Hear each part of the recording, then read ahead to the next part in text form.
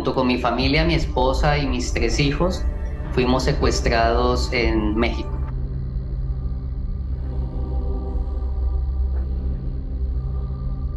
Cuando migrar es tu último recurso, a veces te encuentras con la gente equivocada. Cuando vamos como hacia mitad de camino, viendo, tal vez escuchando la charla, su manera de hablar y todo, yo volteo a mirar a mi esposa y en voz baja, sin que mis hijos escuchen, le dije: amor, tranquila, creo que nos secuestraron. Miles de historias, miles de dólares, y solo unos pocos viven para contar su historia.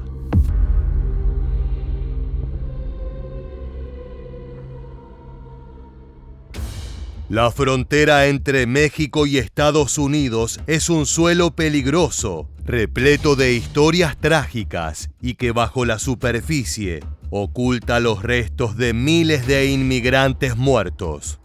Es que año tras año, viajeros humildes de Centro y Sudamérica viajan allí con la esperanza de ser guiados hacia un futuro mejor al otro lado del río Bravo. En medio de ese caos, los narcos mexicanos son como aves de rapiña. El secuestro de migrantes es uno de los negocios más redituables para los cárteles, y esas organizaciones no tienen reparo de torturar y mutilar a sus víctimas con el fin de forzar el pago de un rescate. Hoy vamos a descubrir varias de ellas a través de los escasos relatos de afortunados sobrevivientes. Muchos que se dedicaban a la cuestión del tráfico de drogas ahora están dando una vuelta ahora al tráfico de personas. Ese es un negocio y va a continuar.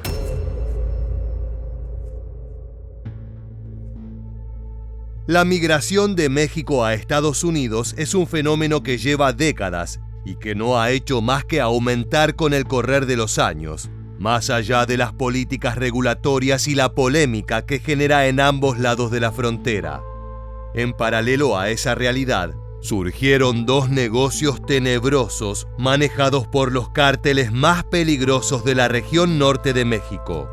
Por una parte, el traslado de viajeros, que por una suma de dinero importante, son escoltados por sicarios a través de las rutas secretas que unen ambos países.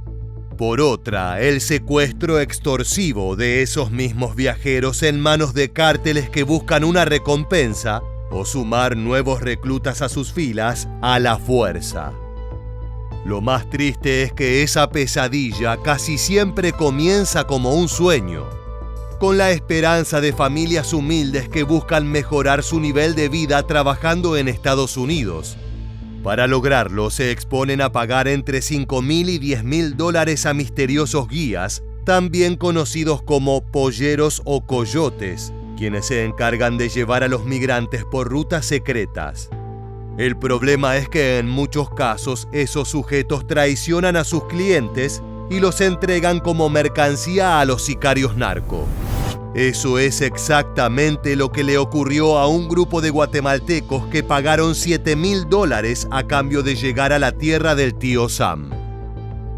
Pues ya en los carros, uno de los que iba de copiloto, pues desenfundó su arma y dijo que ya no había vuelta atrás. Ya prácticamente ya éramos parte del cartel, sin preguntarnos si no íbamos o no.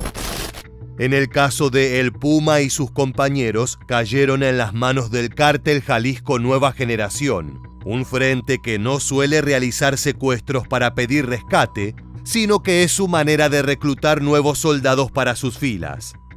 Es que su doctrina de guerra constante contra autoridades y competencia le demandan una renovación constante, sangre fresca para lubricar los engranajes de esa maquinaria.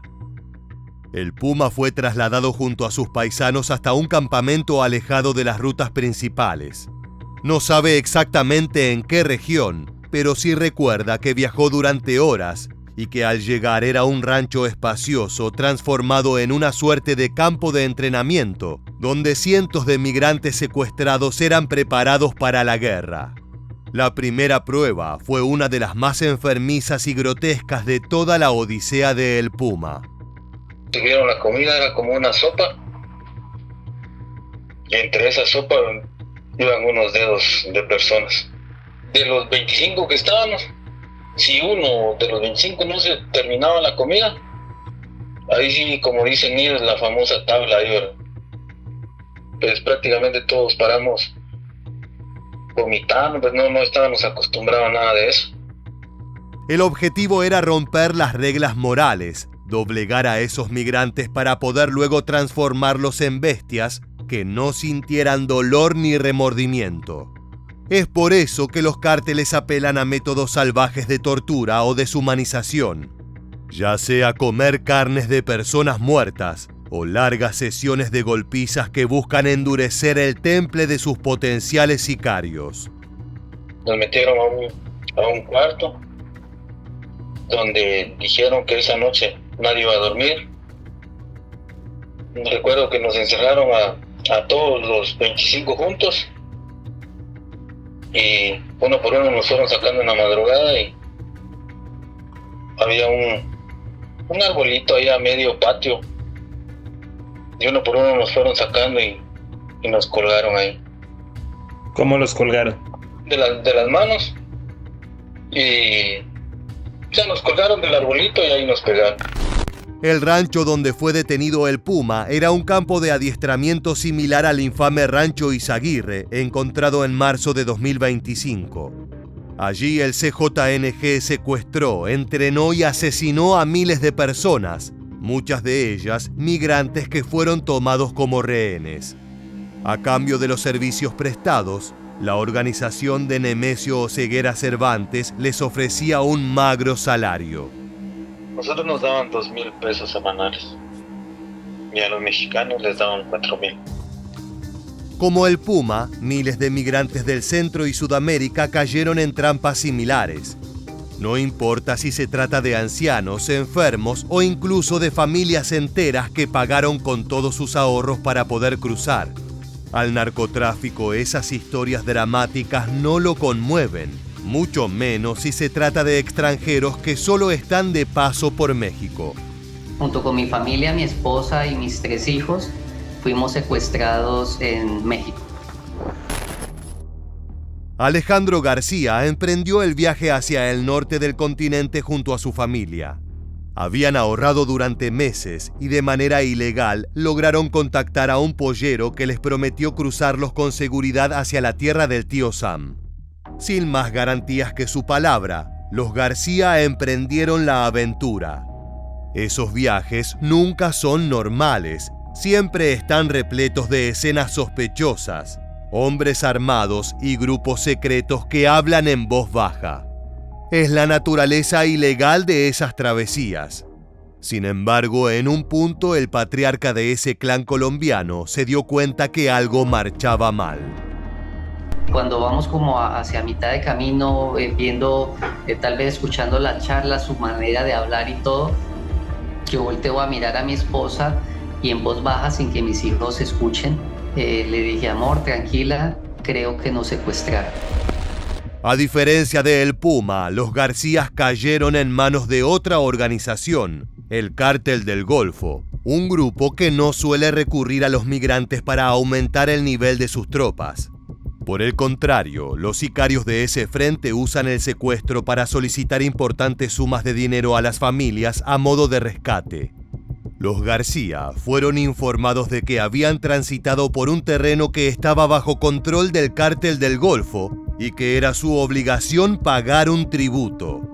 De lo contrario, sufrirían las consecuencias de traspasar los dominios de la organización sin permiso. El secuestro es por pedir una multa, ellos le llaman multa de esa extorsión, para que nosotros podamos avanzar el camino, por haber atravesado esos lugares sin autorización de ellos, sin ningún permiso. Nuevamente, a los sicarios no les importa si se trata de un solo viajero o de una familia completa con niños pequeños. A ellos solo les interesa su ganancia económica. El Cártel del Golfo es una organización histórica con más de 100 años de delincuencia en su haber. Es por eso que tienen presencia en diversas regiones del país, incluyendo varias comunidades pequeñas al norte de México. Allí, en una derruida casa de seguridad, fueron alojados los colombianos. Los vigilaban un grupo de hombres armados con ametralladoras que a diario les recordaban que podían matarlos allí y nadie volvería a encontrarlos. Alejandro García comprendió que aquello no eran simples amenazas para doblegarlo. Si no conseguía reunir el dinero que le solicitaban, su esposa y sus hijos iban a ser ejecutados. Los García tuvieron que pedir dinero prestado a familiares en Colombia, endeudándose para poder abonar ese peaje internacional. Luego los sicarios les permitieron continuar su camino. Sin embargo, los recuerdos de las jornadas que estuvieron bajo cautiverio se quedarán con ellos durante mucho tiempo. Desgraciadamente, su historia se repite a diario en ese territorio salvaje y fronterizo. Los estaban esperando un grupo de personas armadas. Me quitaron la mochila que traía y me tiraron pues boca abajo. David Sanabria había abandonado Honduras junto a su hija pequeña, luego de que una serie de huracanes y tormentas destruyeran su ciudad, dejando su casa en ruinas y con pocas esperanzas de conseguir un trabajo estable. Al igual que el Puma y los García, entró en contacto con un pollero que les prometió un viaje seguro. Estos presuntos guías son un eslabón fundamental en la industria infame de los secuestros extorsivos. Ellos son el primer rostro humano de estos crímenes. Se encargan de engañar a los inmigrantes, de quitarles su dinero y de convencerlos de que las rutas secretas y abandonadas que recorren son en realidad un atajo a cumplir sus sueños. Por lo general, los polleros no son parte de los cárteles. Son una suerte de empleados externos que colaboran de manera directa con los sicarios. Una vez que tienen a la presa completamente a su merced, simplemente guían a los migrantes hasta un sector desolado, donde serán entregados al crimen organizado. Suelen quedarse con el dinero que pagaron los viajeros, entre $5,000 y $15,000, dependiendo la cantidad de personas y la distancia de la travesía. Eso fue lo que le sucedió a David Sanabria, quien fue secuestrado por el Cártel del Golfo junto a su hija pequeña. Me dijeron a mí que eran ellos los del Cártel del Golfo. Y a mi hermano, cuando les decía a ellos que él no tenía dinero, me golpeaban, me tiraban al suelo. David y su hija fueron detenidos en un centro clandestino similar a los ranchos del Cártel Jalisco Nueva Generación, aunque con una diferencia clave. Allí las personas no estaban siendo entrenadas para integrarse como sicarios. Eran simples prisioneros, maltratados a diario y con una dieta básica similar a la de un reo de la peor prisión que puedas imaginar. Los hombres jóvenes y fuertes como David eran sometidos a trabajar en labores físicas, mientras que la familia del rehén trataba de reunir el dinero suficiente para pagar el rescate. A los sicarios no les importa si sus víctimas provienen de una región humilde y no tienen los recursos para juntar miles de dólares. Ellos quieren su dinero y si no lo obtienen, el destino de los secuestrados será una bala en la cabeza y una tumba sin marcar en medio del desierto. En el centro de detención clandestina, David fue testigo de los horrores de los cuales son capaces los cárteles para ajusticiar a quienes se niegan a colaborar, ya sea pagando o transformándose en mulas de droga. A puro machete lo desmembraban, lo mataban. Para que no hubiera rastro de nada, pues a uno le tocaban que darle eso para que se lo comiera. Por algún motivo, el canibalismo es una práctica infame que comparten tanto el Cártel del Golfo como el CJNG. Tal vez en la transgresión de ese tabú encuentran un rito de iniciación para descubrir cuál de los rehenes tiene lo necesario para ser un asesino. Puede que detrás de esa práctica no haya una explicación racional más que el morbo y la deshumanización con la que se divierten los sicarios mexicanos.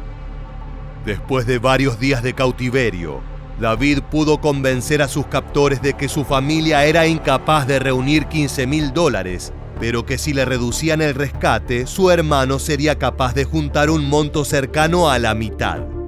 En un video grabado por los hombres del Cártel del Golfo y filtrado por las autoridades mexicanas, se puede ver cómo los sicarios solicitaban un rescate grupal. Necesito que me mandes el dinero, son $25,000 por todos ellos. Cada uno, ya sabe, nosotros no jugamos. Para que veas, están bien atendidos. Siempre y cuando me deposite hoy, hasta clima hay. Entre esos hombres arrodillados y golpeados se encontraba David. Su hermano finalmente pudo reunir parte del dinero, el cual envió junto con otros familiares de personas secuestradas. Por fortuna para este clan hondureño, los hombres del Cártel del Golfo cumplieron su palabra y liberaron a David y a su hija pequeña cerca de la frontera con los Estados Unidos. Pese al tormento que vivieron, deben considerarse afortunados, ya que hay otros miles que jamás vuelven a ver la luz del sol. El Cártel Jalisco Nueva Generación suele ser mucho más terminante con sus métodos. Si no tienes dinero, te conviertes en sicario, y si no quieres ser sicario, te conviertes en cadáver. Lo peor es que en muchos casos, las víctimas son obligadas a hablar frente a cámara, mostrándose agradecidas con el Mencho por la oportunidad de trabajar dentro de su organización. Regresemos por un momento al testimonio de El Puma, quien dio inicio a este recorrido doloroso por los crímenes de la frontera. Sí, ahí nos grabaron. ¿Y en la grabación que les hacían decir su nombre o...? Agradecerle prácticamente al Mencho por reclutarnos a ganar bien, que íbamos a ser millonarios, por decirlo así. Transformar a un migrante secuestrado en un sicario preparado para la guerra no es un trabajo sencillo. Es por eso que apenas llegan a los campos de detención, los hombres son sometidos a un entrenamiento arduo, donde les explican el manejo básico de todo tipo de armas de fuego. Ten en cuenta que el Cártel Jalisco Nueva Generación es una de las organizaciones criminales mejor armadas del planeta, contando con un arsenal interminable que incluye plataformas de grado militar, lanzacohetes, granadas y otros artefactos destructivos a la par de cualquier fuerza. Pues cómo armar, desarmar un rifle, un AK-47, un 50. Depende de la capacidad que uno tenga para disparar. Ese rifle le dan a uno ese arma. El Puma vio desfilar frente a sus ojos un sinfín de armas pesadas. Esto le dejó claro que estaba en manos de la verdadera autoridad regente en México. Más allá de la policía, del ejército o del gobierno, son hombres como el Mencho quienes escriben la ley. El entrenamiento que recibió el guatemalteco duró tan solo 15 días. Luego fue incorporado a la nómina del cártel, lo que significaba que tenían que entrar en acción. El Puma fue enviado a patrullar vistiendo unos chalecos marcos con las siglas FEM, Fuerzas Especiales Mencho. El objetivo del grupo era custodiar cargamentos y ser la vigilancia personal del jefe de plaza de Ciudad Guzmán, ubicada en el estado de Jalisco. Durante su estancia en el campo de detención y luego como operador del Mencho, el Puma vio llegar también a más de 70 migrantes que provenían de Puerto Vallarta, uno de los enclaves principales del CJNG desde su fundación. Todos eran constantemente vigilados y cualquier error era castigado de manera brutal. Todos eran constantemente vigilados y cualquier error era castigado. Delante de nosotros mataron a uno de los de Vallarta. ¿Por qué lo mataron? Porque se le fue un tiro. Porque ese sí, no lo torturó ni nada, simplemente le puso el fusil en la cabeza y le disparó. Y pues nosotros de Vallarta fueron los que lo descuartizaron y enterraron. Tal vez te preguntes cómo es posible que tantos rehenes equipados con armas no opusieron resistencia.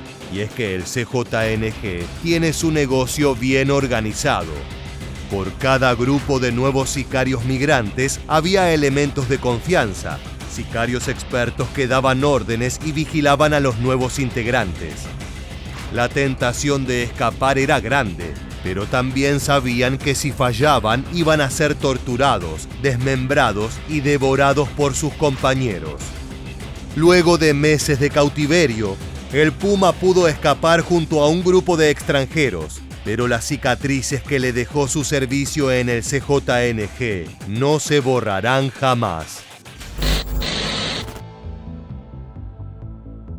La pregunta que queda resonando en el viento es: ¿cuántos inocentes más tienen que desaparecer hasta que el mundo pose su vista en la frontera para defender a los migrantes? De esta manera llegamos al final del video. Si te gusta este contenido que analiza las realidades más oscuras del crimen organizado, te invitamos a que te suscribas y actives las notificaciones de nuestro canal. Sin más, nos despedimos hasta la próxima entrega de Militarmente. Gracias por acompañarnos.